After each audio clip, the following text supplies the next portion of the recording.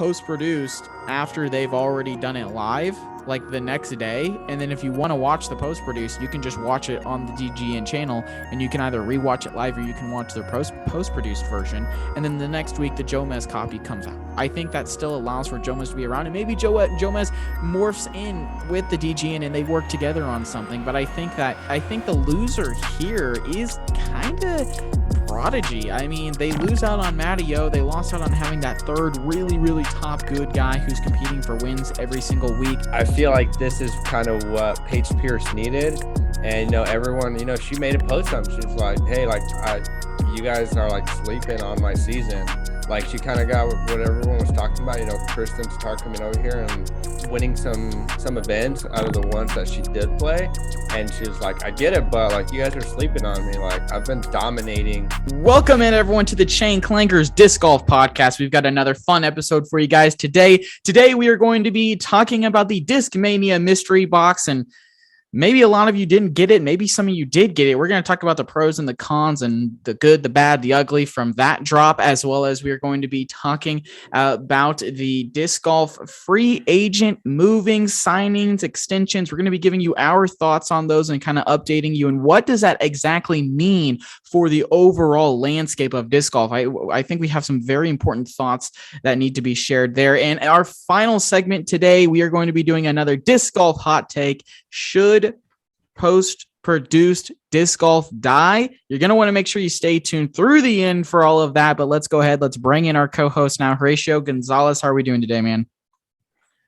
I'm good. Very curious to get into these topics, kind of see what you think. But yeah, no, really, really glad. I don't know about everyone else around the country, but here in Kansas, we've been having pretty warm weather.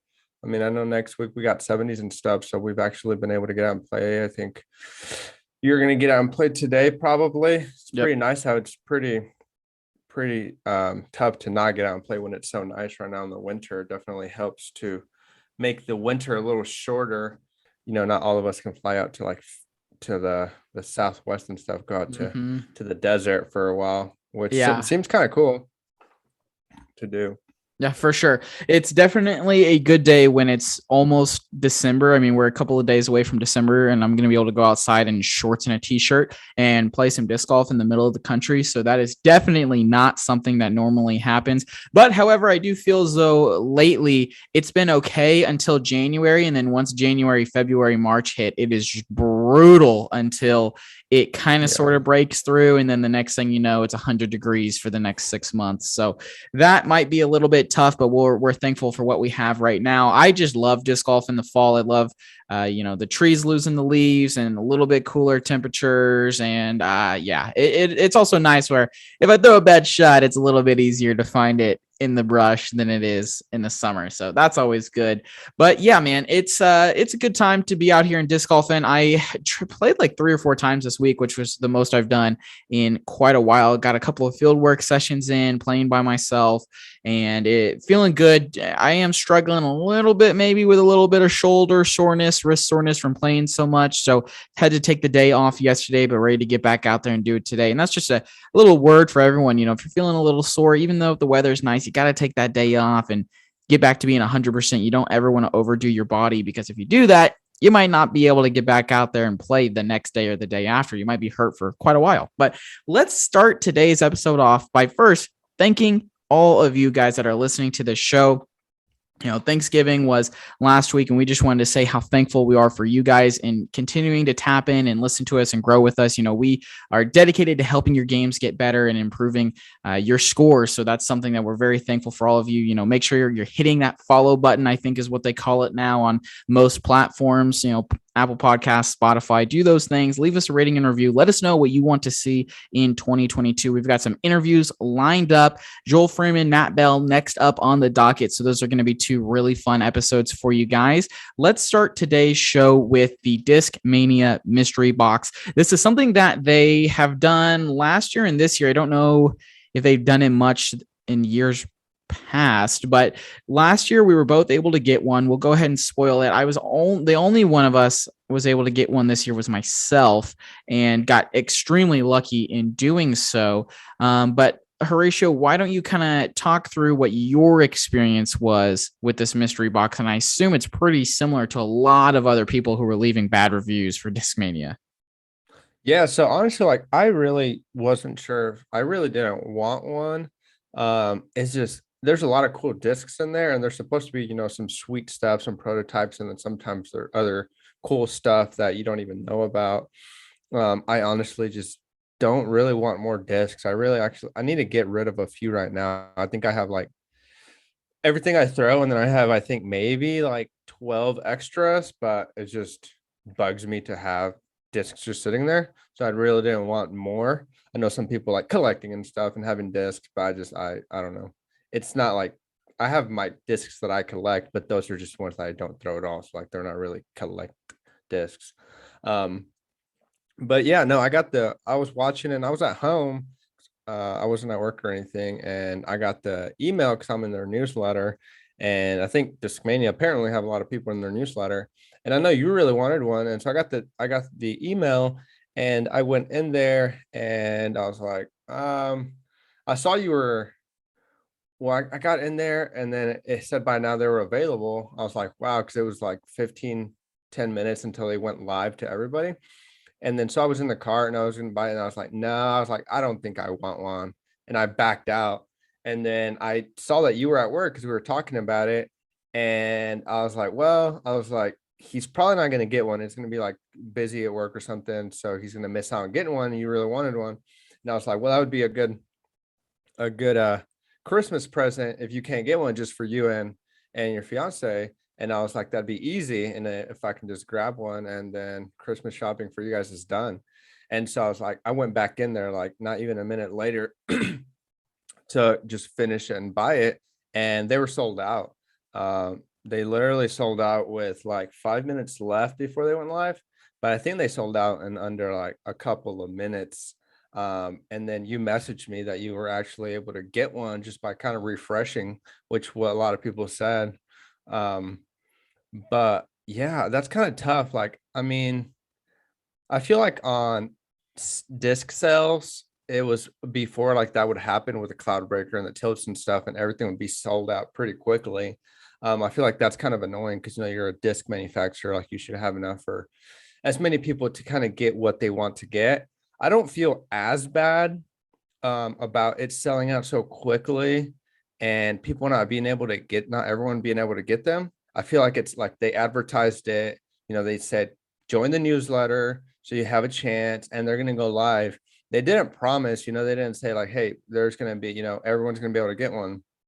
Like they advertised it very, very ahead of time. They did a YouTube video. Eagle did a thing about it. Simon was promoting it. It's like a rare thing, like a thing they were doing for their, like their very big followers. So the fact that it sold out really quickly, I feel like that was the intent and they knew that was going to happen. And I mean, we were talking about this, there's about 10 discs per box and how many ever they made. That's a lot of discs. And so if they do so many boxes, like that gets rid of a ton of their stock. But then also, if you do so many and they don't sell out, or like there's just a bunch, I feel like that kind of takes away from the cool factor of getting a mystery box. I feel like there's kind of like a flex, to say you got one and it's exciting. So it was kind of silly though that they sold out in the pre-sale and then they went live, and then like they still posted on Instagram. They're like, hey, the boxes are live now, but they were gone. So it was funny watching that. But yeah, I saw that a lot of people didn't get one, but I feel like a lot of people did. The ones that did get, they said this was like the easiest ever, like for actually getting in there and buying one. They're like, wow, it was super easy this time. They like did a really good job. But yeah, I ended up not getting one because I went back in there and it was gone. So Yeah, like I really got busy at work. I literally knew it was going to happen. I was working from home and I knew that as soon as 10 o'clock was going to roll around, I was going to get busy. And of course, 9:45, some stuff started to go down. and I was talking to external counterparties, and it was not going well for me. And I didn't even have an opportunity to look at my email to know that there was a pre-sale link until it was too late. And so I was just looking at the countdown timer, and I saw it hit 0, and I refresh. And as soon as it hit 0 and I refreshed, it said sold out. And I said, literally, how is that possible? Like, I understand if I waited 30 seconds and it said sold out, but the fact that it literally hit 0 and said sold out, I was like, how is that possible? So I Snapchatted you. And then I honestly was getting back on Instagram to be a little baby and be like, oh, it sold out the second it hit 0. But then the page just automatically refreshed again because I was in like a Safari browser in Instagram somehow. And it said buy now. And I said, this has got to be a joke. And so the whole time I'm putting my stuff in, and putting my actual stuff in was very, very good. And like I said, I thought it was a joke. And then I very quickly was like, oh my gosh, no, I'm actually about to get one. So that was really cool to be able to get one. But I question, I guess, everyone else's mentality around it. Yes, I was getting on Instagram to kind of sort of be a baby, but I wasn't going to actually post anything or leave a bad review or a comment. Like, I think you were saying yesterday, it was either you or my fiance, one of you guys were saying that they went from 3 reviews on the product to 500 reviews, and all of them were 1 stars saying, oh, I didn't get one. And you're right. Yeah. Think about it. It's 10 discs per box. If they sell 1,000 boxes, that's 10,000 discs. There's a disc shortage right now. It's supposed to be a collector's item. It's supposed to be something that's very sought off, and it's one of those things where I think that the company Discmania did a good job at promoting the product, explaining that it was going to be tough to get, and if you join the newsletter, you had a significantly better chance of getting it. So if you didn't join the newsletter and you didn't get one, that's on you. In my opinion, that is 1000% on you. They told you if you want a better chance of getting one, go do it. And for those who did it, they were able to get one more times than not. And it's one of those things where I think the company did a fine job. I think the posting after it was already sold out, pretty much hey, they're live. I think that was a little bit silly. I think maybe instead of 10 minutes, maybe have pre-sale for 5 minutes or something like that, 2 minutes. I don't know, something like that. Just some thoughts there. But yeah, I mean, you had 2 of the biggest content creators in disc golf promoting it, Discmania promoting it, all over Instagram, social medias. So yeah, I very much think that this was a collector's item. This was going to be hard to get. If you got it, congratulations. If you didn't, I'm sorry. That's tough. But even if I didn't get one, I don't see any hate or reason to be mad at Discmania. I mean, they had more than they had last year. So just a thought. Yeah. That's funny. I went to their website to see how many they were up to, and I'm pretty sure they got rid of that part. And that's funny. They only have a little thing that says what our fans say, and it's got some 3 5-star reviews, which I don't know. It's kind of petty to review based on a 1 star just because you didn't get one. Yeah. People on there, that's one thing I have a problem with, when people review stuff not based on the product, but they'll be like, oh, I got it 1 day late, or oh, this took too long to get here, or something like that. And it's you're not reviewing the product. And also I don't understand why they have the when it goes on sale and they have the review section open, you're just opening up yourself to those people are going to be upset about not getting one. You should have the reviews in there for the people that purchased it. I feel like that would make more sense. But no, they're really cool. I'm glad they do that. I mean, Discmania has a cult following. I feel like their followers are and they collect them. And the cool thing about those, you get those, and yeah, it's $100, but usually there's 1 or 2 discs in there that usually after a little while you can sell for at least $80 to $100. I know last time it was the tilt, and so people were selling 1 of the discs in there or something and making their money back. And so it's really cool, and a lot of people I know buy them And you'll see some of these boxes for sale later, and people will be asking like double, or they'll be parceling out the discs, breaking it down and selling it for parts, and they'll be like doubling or tripling their money on the box because the discs in there are pretty rare. Yeah. But yeah, And that's pretty cool. it's one of those things also where like, last year there was a tilt and they said this is your only opportunity to get a tilt. And then they literally sold more tilts 6 months later. And their MD, I think the MD1 is the special disc. Like I guarantee they are going to sell more MD1s later. They never once said this is your only opportunity to get it like they did with the tilt. So that tells me Yeah. that here in a couple months it's going to go on sale anyways and you're going to be able to get it for like 25 bucks. So if you're really mad about missing out on that, I truly believe you're going to be able to get one. So yeah, you're completely right. It's really cool. And because Discmania has done it, literally so many other companies have started to do it as well. Like Trilogy, I think they do a box and then they do like a Latitude does Royal like the line box. Royal. Yeah, Yeah. Latitude does something like that. And every company now has some sort of misprint box. You saw the guys over at Foundation, Infinite, and even OTB, I think, and some other like smaller retailers all having like little pack mystery boxes. Maybe they're like 3 or 4 discs or something like that. So there's a lot of if you're into mystery boxes, there are plenty of ways to get your hand on a mystery box. It might just not be the Discmania mystery box. Maybe we should do one just like at some point as a giveaway, and Yeah. just like discs that we don't want, Yeah. That would be which pretty fun. we don't have like super crappy discs, so No, it wouldn't be that bad of a box. no, I mean, I would say most of the discs that we have, I would say maybe 20% of our stockpile are discs where it's like, yeah, that was just a dumb decision. Where the Yeah. rest of them are like, these are good discs. It's not what I throw. It's not in my arsenal. It's not in my game. It's literally a perfectly good disc. We could also maybe talk to some disc dyers and make some of them cool and make it like Yeah. an actual, like, cool little mystery box and maybe even dye our logo on there. That'd be cool. There are some on a couple, I think, on Etsy, and they Mhm. do dyed mystery boxes, and they're really cool. But yeah, let us know, guys, if that would be something that maybe would be fun. You guys would be interested.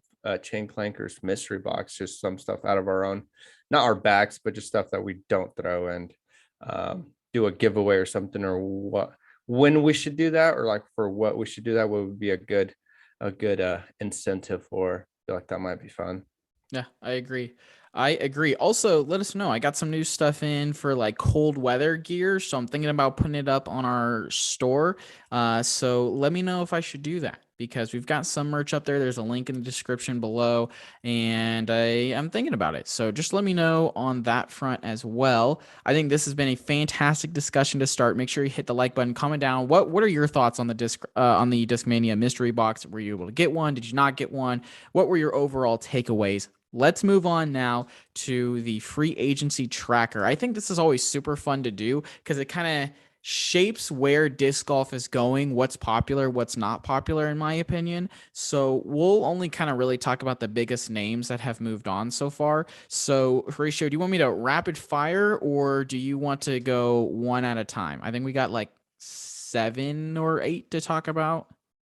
You just rapid fire, and we'll talk about kind of like the bigger ones, Okay. the surprising ones. Yeah. So I don't think the first one is that surprising at all, but Drew Gibson signed an extension. This is actually interesting. Ulti World calls it an extension slash business deal with Infinite Discs. So the terms is it's a year to year slash lifetime deal. So as long as Drew Gibson is playing disc golf, he's going to be with Infinite Discs. I think this is the first legitimate lifetime deal that we have seen. I'm not sure if he's ever going to be able to get out of it, but I don't think Drew Gibson wants to get out of it. Like Drew Gibson is the kind of fella who, in my opinion, wants to almost like be sponsored. For his drivers, he's going to throw Discraft, and for his putters, he's going to throw Trilogy, and his mid range, he's only going to throw the Buzz, or something like that. Like I think because in ball golf you can be sponsored by one company for like your drivers or your wedges or something like that. So I kind of think in the past he's wanted to kind of bring that in, and I also think we'll talk about another guy going to Infinite Discs. I also think there is such an advantage of having an open bag that you can literally have a disc for any shot you need. So it just makes sense to me. The other one who went to Infinite Discs, Just real which, quick, yeah, go ahead. Do you think we might see more players or more people start to do that? Absolutely. I was going to bring that up after we talked about Eric Oakley, who moved from Trilogy to Infinite Discs. And I think we are going to see more people doing that. I think a couple years ago, you look at Infinite Discs and OTB Discs, who are the main two, and you're like, if you're sponsored by them, like you're good, but you haven't made it yet. You haven't been actually sponsored by a company. I'm not sure if OTB makes their own discs, but Infinite does make their own discs. And the fact that they allow these players to be open bag, in my opinion, it allows them to open up their games so much more. Eric Oakley was talking about it on another podcast that now that he is with Infinite, he can have a shot for quite literally anything out there on the course, and he can change his bag. And the downside is, yeah, you have to learn a lot more discs, but you just kind of consolidate down and learn as you go. And I really do think that in the future, especially if Infinite and OTB continue to have the success that they're having, they're going to continue to bring on more and more players. And I think it's a really, really attractive offer to go and be able to throw literally whatever you want. If you have been somebody who, let's say, since like 13, you've been playing with I don't know, a DD3, right? But now all of a sudden you have to go to Trilogy. Like if you've been mainly, Discmania, Innova, whatever it is, and now you have to go to somebody else, that's a lot harder in my opinion than being like, okay, I have an open bag. I'm now with an open bag sponsor. I can continue to throw whatever I want. I have that freedom. It's like, oh wow, hey, Innova just dropped this new disc. It's supposed to be really good. I can go and try it and use it to my advantage instead of being behind compared to those players. Yeah, which like I would say maybe the biggest difference is like plastics and stuff. But I mean, I am a firm believer that it kind of also doesn't matter like who you're sponsored by. I feel like there's players who definitely want to be sponsored by a certain company, but I mean, I think James Conrad and Paul Macbeth are good examples of you can go to another company and they're going to have a disc to match, exactly the other discs that you were throwing in the previous company. Like you can find one in every single company that's pretty much the same. Like you have your nuke, your destroyer, that are the same, and every company is going to have that specific disc. It's just a different plastic and something you get used to it. I mean, James Conrad one year went over and won. I think Paul Macbeth was the same way. His first year with Discraft, he won. So I don't think it matters that much. And yeah, but I think we might see more of that. People having, maybe sponsored for a certain part of their disc. I think that would be really cool. And there'd probably be more opportunities for players that way. Yeah, I agree. I really think that Ezra is going to be one of the last guys or gals who goes from primary open bag sponsor to a company. I think you're going to see significantly more people go from primary disc sponsor to Infinite or OTB discs. I just think there's so much freedom, so much upside. But let's continue to move on from there. Like I said, Eric Oakley, he went to Infinite Discs, and the interesting thing about this was it was an early termination deal. So like he got out of his deal with Dynamic Discs to go to Infinite Discs is how I'm understanding this, which Eric Oakley was literally the frontline guy for DD. I mean, there was him and Chris Clemens were really the top two. I can't really think of anyone else who was consistently competing. You've got Nico over on West Side, but we'll talk about them here in a sec. So that's really interesting. But it brings me to the next guy who actually moved to DD, which was Gavin Rathbun, who was our most recent guest. Make sure you check out our episode with him. He talks about his injury, gives us updates, and talks about his disc golf journey, how he literally almost chose not to play disc golf, and how a freak injury propelled him into an incredible disc golf career. But Gavin Rathbun leaves Discmania, now signs a 1-year deal through 2022, betting on himself at Dynamic Discs. Do you think this is the right move for Gavin? And do you see success in his future with this company? Yeah, I think it's exciting. And for those players, I mean, they have to do what's best for their tour, who's going to give them the better deal, the most sponsorship and support and stuff. And I mean, he had nothing, he had nothing but good things to say about Discmania, but I think it's a fun fit. And I think it's good to switch stuff around. I mean, look at James Conrad. MVP. I mean, no one really, I mean, talked much about MVP. And then, James Conrad went over there and people got excited about it. Envy, it's like I see so many people carrying an Envy now. It's ridiculous. So I think it's good, people to hop around. I mean, Paige Pierce used to be at Dynamics. Like that's it's so weird to think about that. Like, because she seems I can't see her as anything but like Discraft now. I feel like so it's a really good fit for her. Um, but I think that's very exciting for the sport. People to move around, get people excited about other companies, and it makes it more competitive. That way, you're not just there's someone at the top. I feel like Innova and Discraft and Discmania, they're like the big hitters. So hopefully, I feel like Dynamic Discs, they're a huge company, and so I'm glad for them to get some big names and to hopefully start competing more at the top with the other big ones. Because I mean, I know we always end up or sometimes talk about the comparisons to like Formula One, but Formula One is like the top four big names are always the ones dominating, and most sports are like that. And I don't really want to see disc golf continue to be like that. You want to see everyone competing. It's fun when there's like a name you don't really know or like a company, small company. I think Nico is probably like the biggest. Nico and Emerson Keith, were like the biggest ones for Trilogy. They'd be like the ones at the top, sometimes competing for a title. So, it'll be seeing what Gavin Rathbun did this last season and stuff. It'll be fun to see, Dynamic up there, especially, they're a Kansas company. So even though I don't really throw much, it's exciting to see, Dynamic at the top competing with the other big names.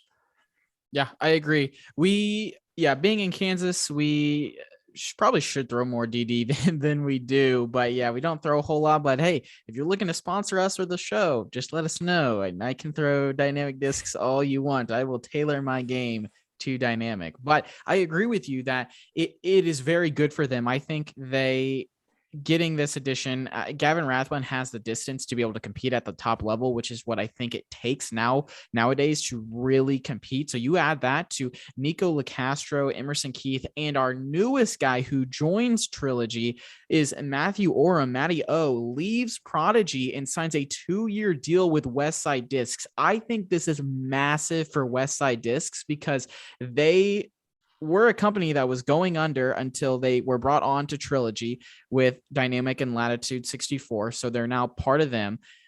So they really only had Nico LaCastro on the MPO side. I can't really think of any other big name West Side guys. They definitely had some pretty halfway decent to good FPO players, but signing Matty O, who had such a blazingly hot end of 2021, is massive. This hurts Prodigy, but Matty O going to Westside now shows that Trilogy is out to make some moves and they're trying to win and compete more. And I think Matty O this year will finish ahead of Nico LaCastro, which is crazy to say because Nico literally has been Mr. Westside for so long.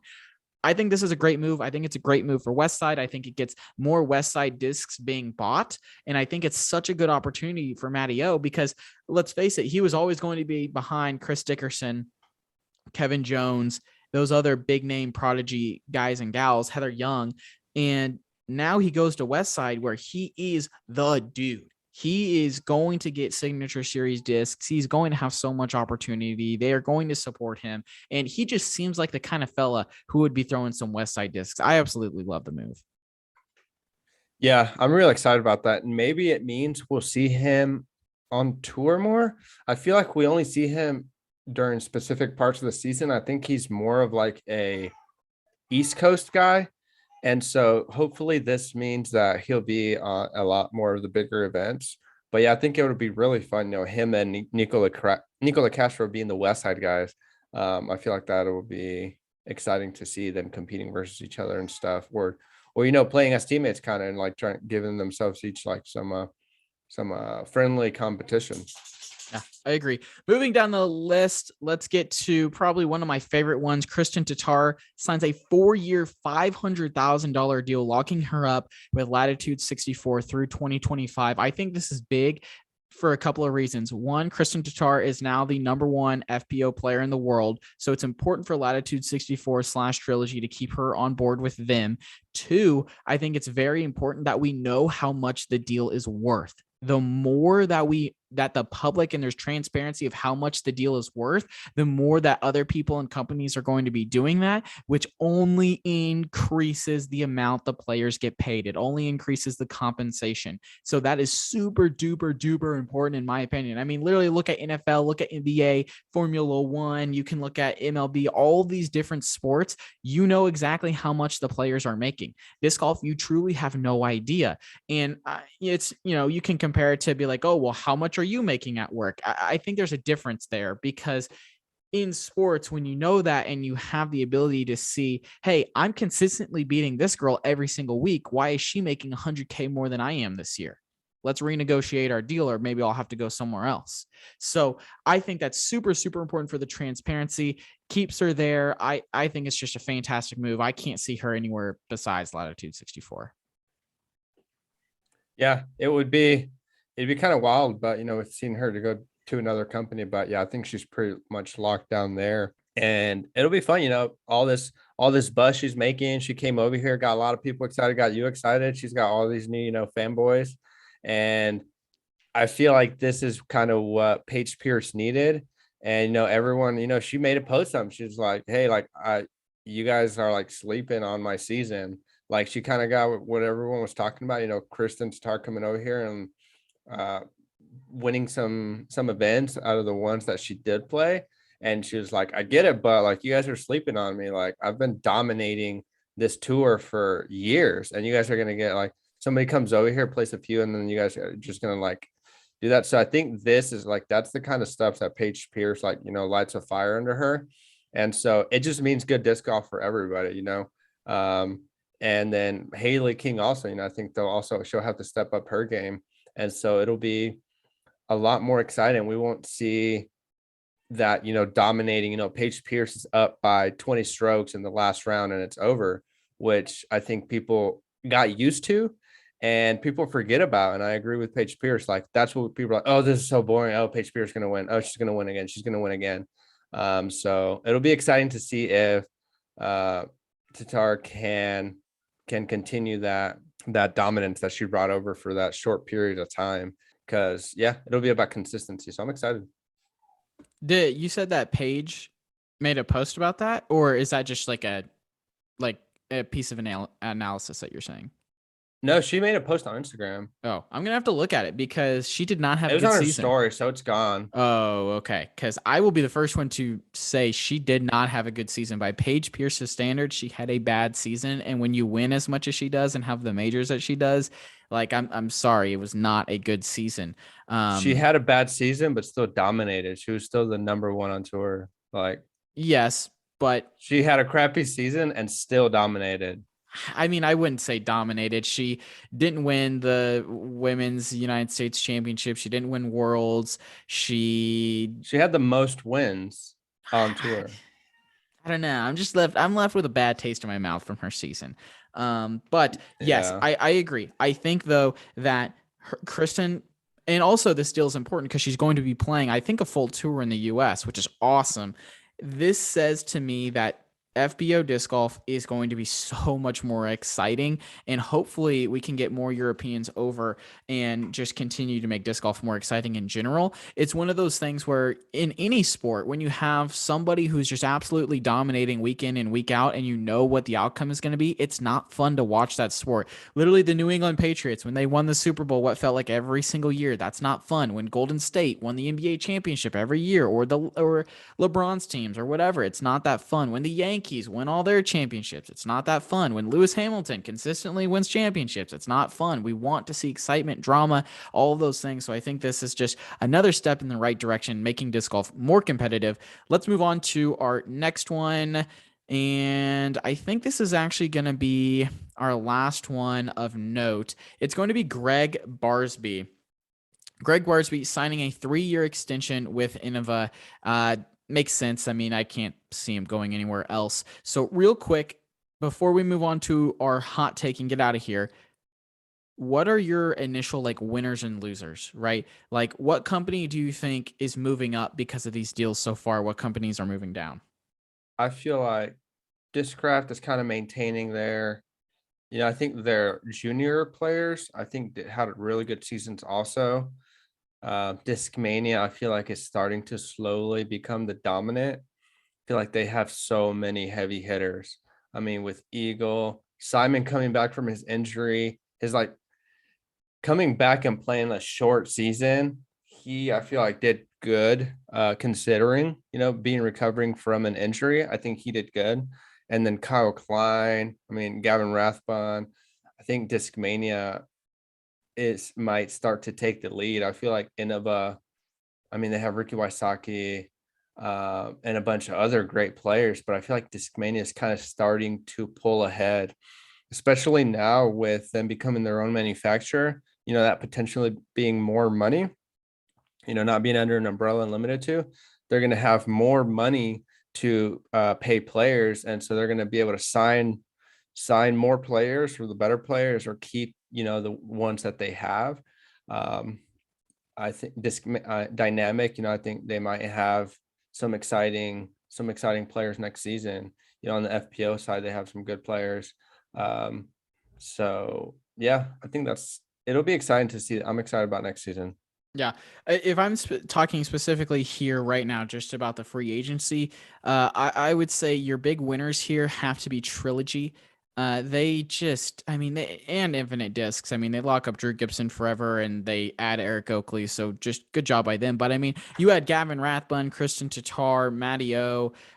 That's just fantastic. I'll take that exchange over losing Eric Oakley any day. As well as I think the loser here is kind of Prodigy. I mean, they lose out on Matteo. They lost out on having that third really, really top good guy who's competing for wins every single week. And, I think Innova is a loser here again. They only re signed Greg Barsby. They haven't done anything else. So we'll see if anything changes and we'll continue to keep you guys up to date. But let's get to the last segment of this episode. Let's talk about our disc golf hot take. The hot take here is, should post produced coverage of disc golf go away? So broadly, should it only be live? Should, be access to Joe Mez go away? That's kind of the premise of this hot take. And it kind of goes to, I think, what Austin Hannum had done on one of his Twitter hot takes, where he said, if you want to watch the final round, you should only be able to watch it on DGN live.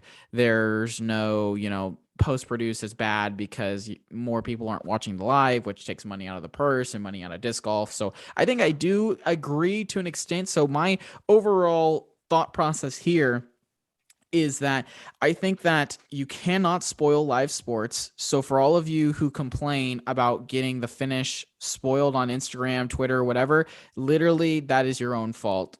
Don't go on there unless you've watched it yet, and just watch it live. It's like $5 a month or something like that, maybe, for DGN. Like, if you really care that bad, watch it there. You can also watch the final round for free on YouTube right now.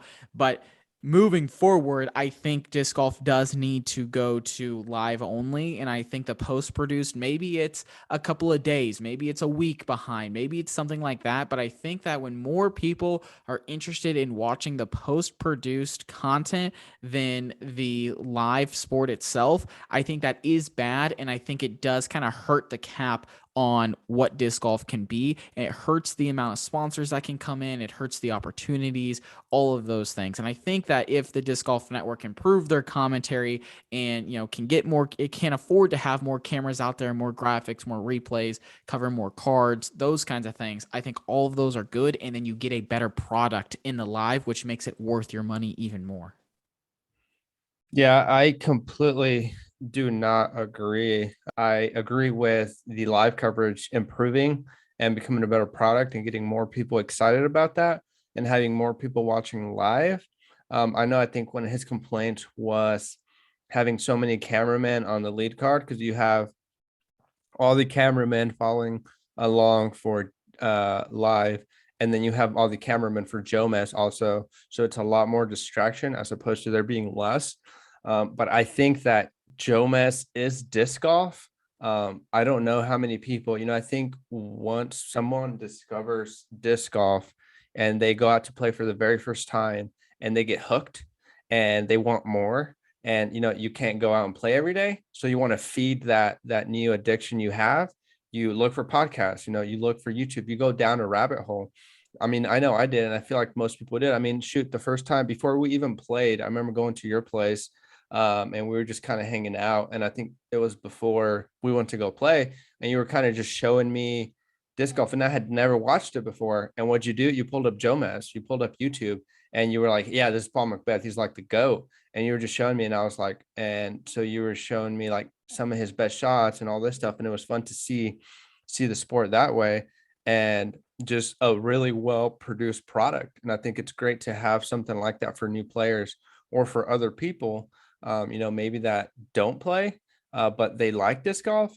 They can go on YouTube and watch Jomez, and it's like such a solid product that they put together with the commentary and the follow flights and just the shots. Like, it's a really good product. It's completely different from live. And I think if you got rid of that, I think you would lose a lot of future potential players.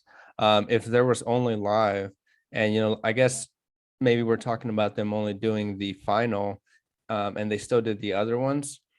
I think you would lose fans because people wouldn't do that. They wouldn't go on YouTube and be like, "Oh, I'm going to watch what happened this year, watch the newest," because you want to watch like the most recent events. So you're not going to want to go watch the old stuff. So if you didn't have that, people are going to go on YouTube, and there's not going to be that. And the only thing you can watch is live. Where would you go and watch that? And then live is kind of more distracting and more not as well put together. So I feel like people wouldn't fall in love with it as much. So I think it's really hard to right now to separate Jomez from disc golf. I feel like one of the main reasons disc golf has grown so much is because of Jomez.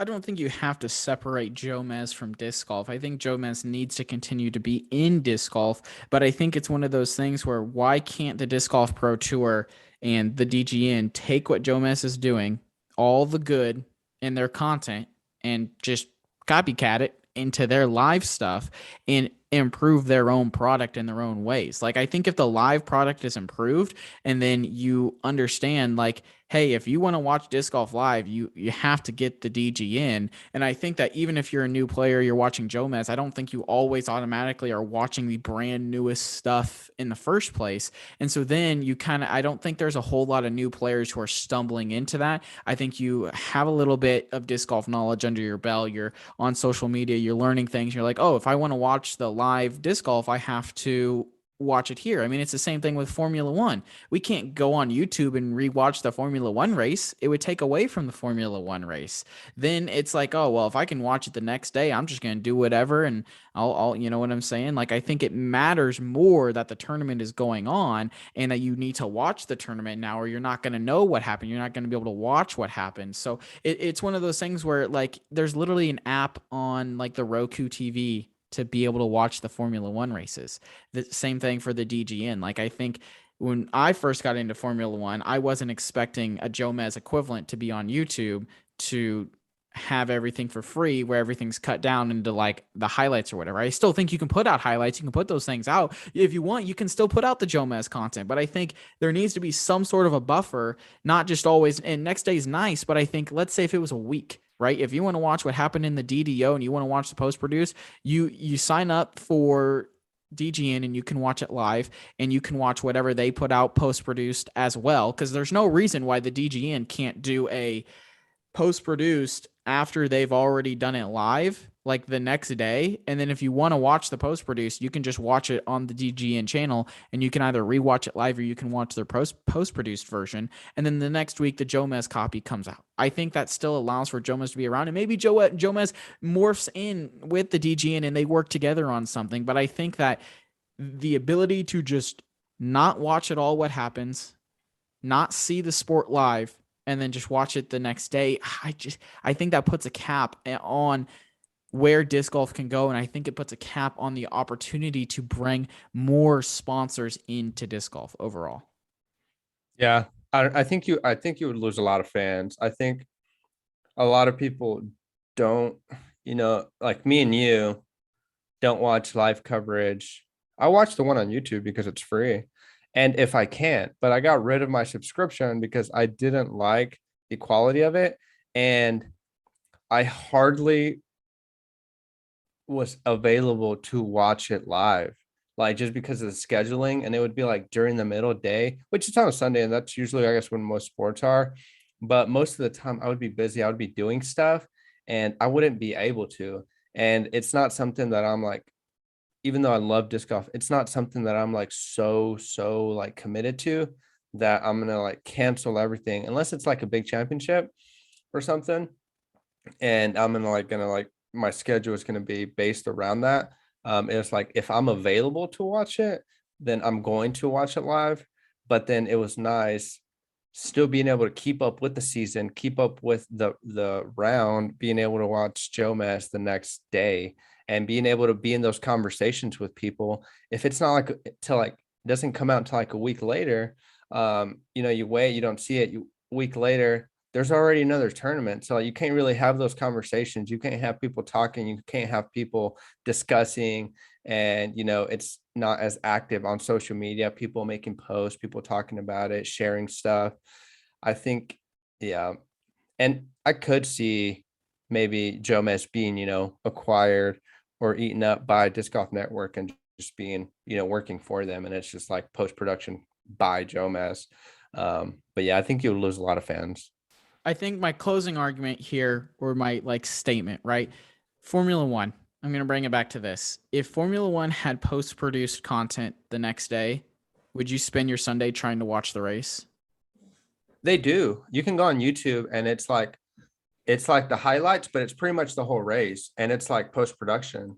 And it takes you through lap one all the way to the very ending, and they put it out like the very next day. Is And it that gets like millions of views. is that Formula One themselves who puts it out, or is that like an Yeah. equivalent of like Joe Mez? Formula One YouTube, yeah. It's their So channel. so then maybe the future is that Joe Mez is working in conjunction with the Disc Golf Pro Tour instead of almost taking away from each other. I think more collaboration between the two can make that better. Yeah, that's I guess kind of my closing statement here. Anything else you got before we get out of here? Yep, I think that was good. Really excited to hear what you guys think about these. Let us know in the comments what your opinions are, what we're wrong about. And hope you guys have a great week. Thank you for listening to the Chain Clankers podcast. Make sure you follow us on Twitter and Instagram at Chain Clankers and hit that subscribe button wherever you're listening to us from so you never miss another episode.